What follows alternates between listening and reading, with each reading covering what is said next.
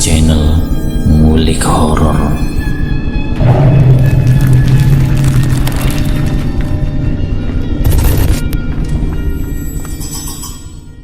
Assalamualaikum warahmatullahi wabarakatuh.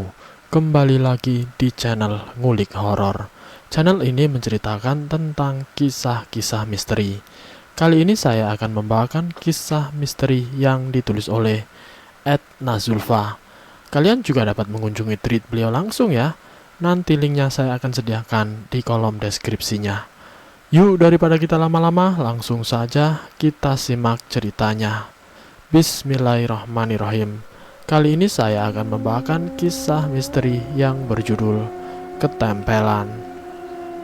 Sore itu ketika langit sudah menunjukkan jingganya yang indah, aku masih berpacu dengan hiruk pikuk jalan raya, mengendarai motor untuk pulang setelah lelah seharian, berada di sekolah yang terlihat sederhana, namun menyimpan banyak teka-teki di dalamnya. Aku sengaja mengambil rute perjalanan yang sedikit jauh, melewati sawah-sawah dan juga melewati jalan yang sedikit rusak. Sepanjang perjalanan, kerjaanku hanya melamun, tidak terlalu memperhatikan jalanan, karena memang suasana jalan sore itu sangat sepi. Saat itu pikiranku sedang kalut, ingin rasanya aku menabrakkan diri dengan truk atau kereta yang sedang melintas, agar aku menghilang dari dunia, agar tidak akan lagi ada masalah, karena sejak awal aku tahu akulah titik permasalahan yang membuat keadaan menjadi kacau. Namun dengan cepat, ku tepis pikiran itu jauh-jauh. Jika aku melakukannya, sama saja aku menyerahkan hidupku secara cuma-cuma. Itu semua tidak berguna dan hanya menyusahkan orang lain saja, pikirku dalam hati. Tidak lama kemudian, aku mencium aroma bunga melati yang sangat menyengat. Aku mengerjapkan mata sejenak, lebih memperlambat laju motorku dan memperhatikan sekitar. Jantungku seakan berhenti berdetak. Hingga beberapa detik lamanya, aku tidak bisa mengalihkan pandangan dari sisi kanan jalan tersebut, tepatnya di depan gapura yang bertuliskan tempat pemakaman umum. Mataku seakan-akan dibuat hanya untuk melihatnya, bukan yang lain. Bahkan kini aku pun tidak bisa melihat jalan raya yang sedang kulewati. Seakan waktu berhenti, aku hanya bisa melihat sosok itu berdiri bungkuk tapi di depan gapura pemakaman. Sosok itu terus menatapku dengan tatapan yang sangat sulit diartikan. Sesosok nenek tua bungkuk yang mengenakan baju lusuh berwarna hitam dengan sedikit motif bunga-bunga. Tidak lupa dengan kain warna coklat yang membalut kakinya yang sudah tidak lagi jenjang. Mungkin itu adalah rok. Setelah melewati nenek tua itu, aku kembali mengerjapkan mata sejenak dan kembali fokus kepada jalanan. Aku merasakan ada sesuatu yang janggal. Badanku tiba-tiba saja menjadi berat dan terasa sedikit nyeri. Merasa ada kejanggalan, akhirnya aku pun memeriksa keberadaan nenek itu dari kaca spion. Terlihat nenek bungkuk itu tengah menyeberangi jalan. Namun saat sedang berada di tengah jalan, ada motor dari arah berlawanan yang menabraknya dengan tubuh nenek tua itu. Hush. Hah? Apa? Kok bisa? Bagiku sembari terdiam dan berpikir sejenak. Aneh, tidak terjadi kecelakaan. Sang nenek masih terus berjalan dan motor yang hendak menabraknya tadi masih melaju dengan kencang. Motor itu bisa menembus badan nenek tua itu. Ia masih terbungkuk-bungkuk menyeberang jalan dengan sesekali melihatkan wajahnya ke arahku, sedikit tersenyum masam kepadaku. Bersamaan dengan itu aku mendengar azan maghrib yang tengah berkumandang. Dan aku tertegun menyadari bahwa sekarang sudah sandekala. Lalu nenek bungkuk yang kulihat tadi bukanlah manusia. Sialan. Tanpa pikir panjang, aku lantas memacu motorku dengan kecepatan tinggi. Kali ini rasanya aku ingin sekali cepat-cepat tiba di rumah. Aku tidak menghiraukan berbagai macam makhluk yang mulai ramai berlalu lalang. Dalam hatiku aku terus merapalkan surat-surat pendek yang aku bisa, ditambah dengan ayat kursi. Rasanya aku ingin memejamkan mata dan menangis saja, karena sesungguhnya aku sangat ketakutan sekarang. Sejenak aku berpikir dan ingin tertawa. Ternyata ada gunanya juga aku mengaji, walaupun sangat jarang. Setidaknya aku bisa hafal sedikit surat-surat untuk mengusir para hantu receh yang sangat jahil kepadaku. Tampang mereka sangat menyeramkan, jauh dari kata sempurna. Hingga beberapa menit kemudian, akhirnya aku sampai di rumah, memarkirkan motor, melepaskan sepatu dan kini masuk ke dalam rumahku. Oh tidak, lebih tepatnya langsung masuk dan menutup pintu kamarku.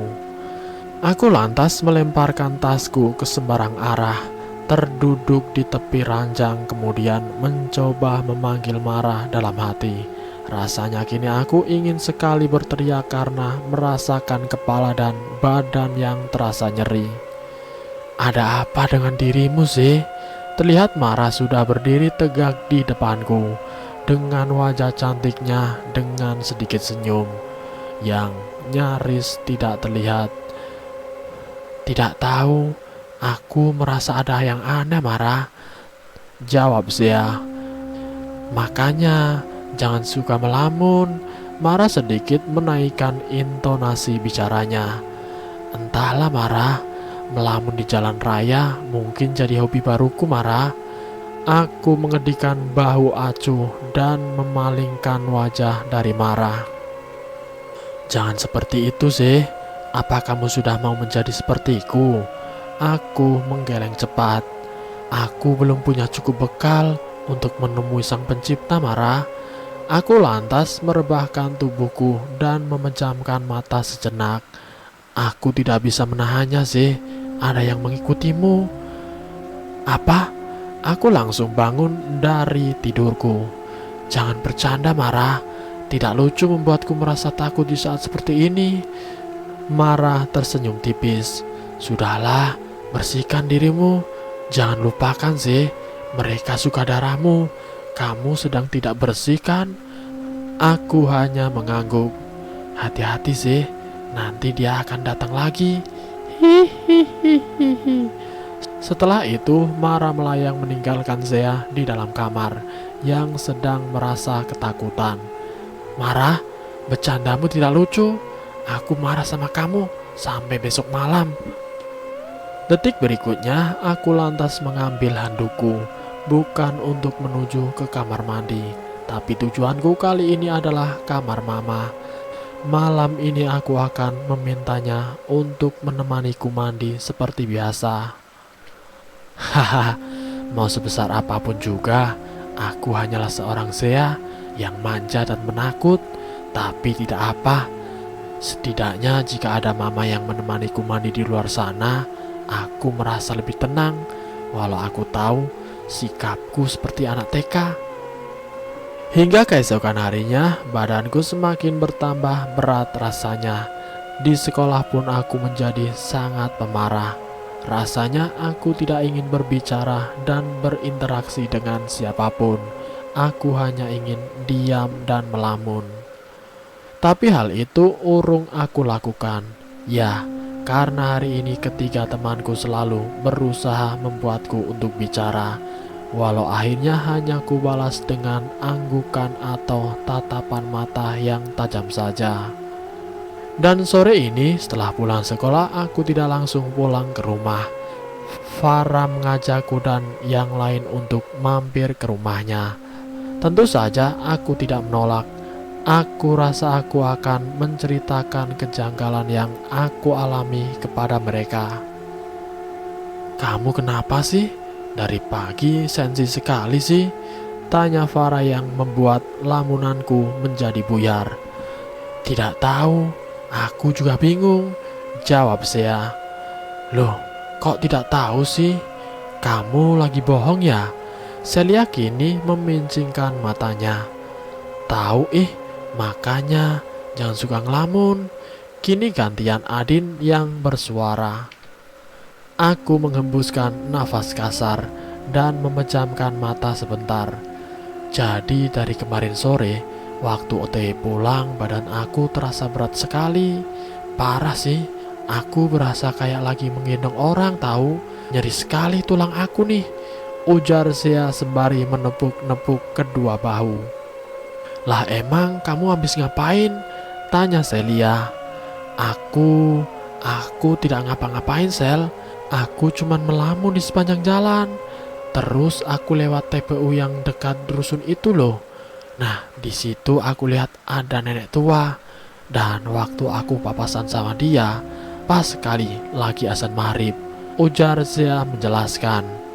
Apa? Pekik mereka bertiga bersamaan. Refleks aku pun menutup telingaku dengan kedua tangan. Aduh, berisik sekali sih. Udah tahu pulang pas mau maghrib, kenapa lewat rute jalan yang jauh dan seram sih, Ze? Aku gak habis pikir, gerutu Farah. Ya, aku pengen aja lama-lama di jalan. Kemarin pikiran aku buntu sekali.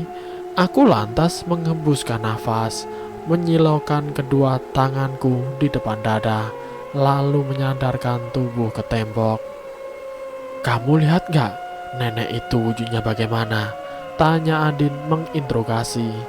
Aku mengangguk cepat dan menegakkan dudukku. Nenek itu bungkuk, kurus, pakai atasan warna hitam lusuh sekali, dan ada motif bunga-bunganya, sama pakai kain warna coklat. Jelasku. Muka atau badannya tidak hancur sih. Farah mendekatkan tubuhnya ke arahku. Aku menggeleng. Mukanya biasa saja sih. Yakin nih nenek tua, bukan bentuk lain? Tanya Celia tidak yakin. Aku hanya mengangguk lagi. Mara bilang apa sama kamu? Tanya Adin menyelidik. Dia bilang tidak bisa nyegah, dan ada yang ngikutin aku gitu, dan ada yang mengikuti aku. Jawabku sangat yakin. Menurut kamu, kenapa Mara tidak mau bantuin kamu sih? Tanya Farah yang kini semakin penasaran.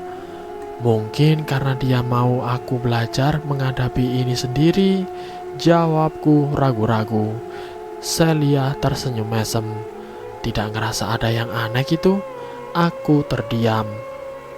Kini Adin berpindah posisi, duduk persis di sebelahku dan menatapku penuh arti. Ia lantas menarik nafasnya panjang. Fokusin sama apa yang kamu lihat. Jangan takut. Kamu harus lawan. Adin menutup mataku dengan satu tangannya. Seketika aku terdiam. Tidak hanya ada kegelapan di sana, melainkan ada satu sosok yang sangat mengerikan. Seketika tubuhku menegang, keringat dingin mengucur deras, dan ritme jantungku sangat tidak beraturan. Samar-samar aku juga merasakan tangan Farah yang menggenggamku erat, serta suara Celia yang samar-samar ku dengar. Ingat sih, cuma melihat, jangan bolehkan masuk ke badan kamu. Adin, bisa udahan gak sih? Aku takut, seruku. Bagaimana tidak takut? Di sana aku melihat sosok menyerupai kuntilanak yang 2 kali lipat lebih menyeramkan daripada biasanya, dengan cairan warna hitam yang bau mengalir deras dari mulutnya. Dengan rambut yang menjuntai ke lantai dengan sangat kusut dan bau, jari tangannya yang amat panjang dan runcing, bola mata yang hanya tampak warna hitam sebesar telur ayam. Tak puas karena hanya mengeluarkan banyak cairan hitam, makhluk itu lantas tertawa, menampilkan deretan giginya yang jauh dari kata rapi. Bentuknya sangat runcing dan panjang, tertawa hingga membuat kupingku terasa nyeri. Hingga akhirnya ia menjulurkan lidahnya yang amat panjang. Adin, please stop. Sudah, aku takut, ujar Zia. Tidak lama kemudian Adin melepaskan tangannya dari mataku. Aku lantas memeluknya erat dan menangis di pundaknya. Udah, tidak ada apa-apa kok. jangan nangis ya. Sorry. Adin melepaskan pelukannya denganku, memegang pundakku erat, dan mengusap bulir air mata yang baru saja turun sambil tersenyum. Sedangkan Farah, ia memberikanku segelas air dengan raut wajah yang sedikit panik.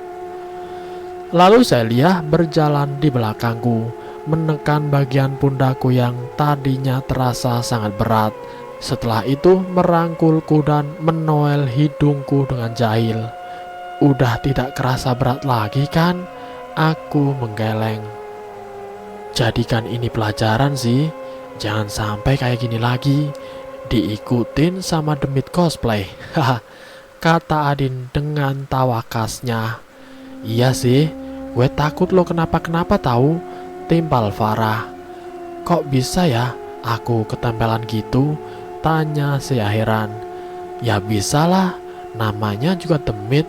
Punya banyak cara untuk merubah bentuk sih, jelas Celia.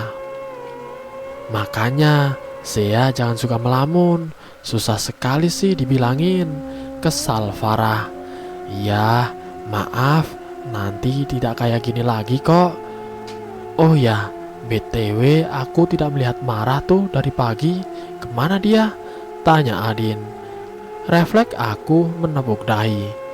Astaga, aku lupa. Aku lagi marahan sama dia sampai ntar malam. Padahal kan dia tidak salah ya. Hah, pekik mereka bersamaan lagi. Kamu ada-ada aja sih. Ngapain coba marah sama Marah sampai ntar malam lagi? Bingung Farah. Tahu ya, orang mah kalau mau marah yang lama aja sekalian, biar marahnya hilang, ketus Celia. Janganlah, kalau marah hilang, ntar gue gak punya temen di rumah, elaku. Tuk, satu jitakan mendarat mulus di dahiku. Tidak meninggalkan bekas namun bisa membuatku meringis kesakitan. Ah, sakit Adin, kesalku sembari mengusap bagian dahi yang terjitak oleh Adin tadi. Ya lagian kamu kayak anak kecil, marah aja di waktu. Heran aku sama kamu. Aku tersenyum jahil dan menatap mereka bertiga secara bergantian. Aku ngeselin, tapi kalau aku hilang dari bumi pasti kalian sedih. Iya sih, karena tidak ada lagi spesies sahabat bobrok kayak kamu di bumi. Haha, ujar Farah sembari menyubit pipi kananku. Ih, Farah, sakit oncom. Kalau kamu tidak ada di bumi, aku tidak akan bisa ketemu orang sepenakut kamu sih. Lebih penakut dari aku. Haha, ujar Celia. Bully aku sepuasmu, Sel, kesalku. Emang kan lo diciptakan buat aku bully. Haha. Dan tuk, satu jitakan dari tangan Adin mendarat lagi dengan mulus di dahi Sea. Bahagia aku kalau lihat kamu kesal gini. Haha, tambah Adin. Aku menatap ketiga temanku. Aku merasa sangat bahagia karena Tuhan telah memberikan sedikit kebaikannya dengan memberikan teman seperti mereka. Terima kasih ya, kalian sudah mau menjadi temanku. Adin kini merangkulku, diikuti dengan Celia dan Farah. Mereka saling tatap dan tersenyum senang. Tidak ada kata makasih di antara kita. Kompak mereka bertiga.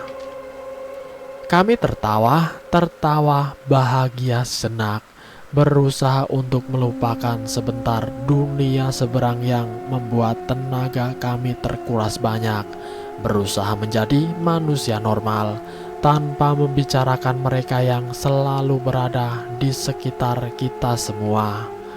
Mungkin terkadang kita tidak melihat, namun mereka pasti ada, berdiam di situ tempat yang mereka suka, memperhatikan kita beraktivitas atau bahkan selalu ikut kemanapun kita menginjakan kaki di suatu tempat. Dan selesai. Itulah kisah misteri yang berjudul Ketempelan. Semoga kisah kali ini bisa menjadi pembelajaran buat kita semua. Alangkah baiknya kalau kita hendak bepergian, sebaiknya kita berdoa terlebih dahulu, meminta kepadanya agar kita selalu diberi kemudahan dalam menghadapi situasi apapun. Semoga kita selalu dalam lindungannya. Terima kasih sudah mampir di channel kami. Jika kalian tertarik dengan video kami, silahkan tekan tombol like, share, dan komen. Tekan subscribe untuk mengikuti video kami selanjutnya. Wassalamualaikum warahmatullahi wabarakatuh.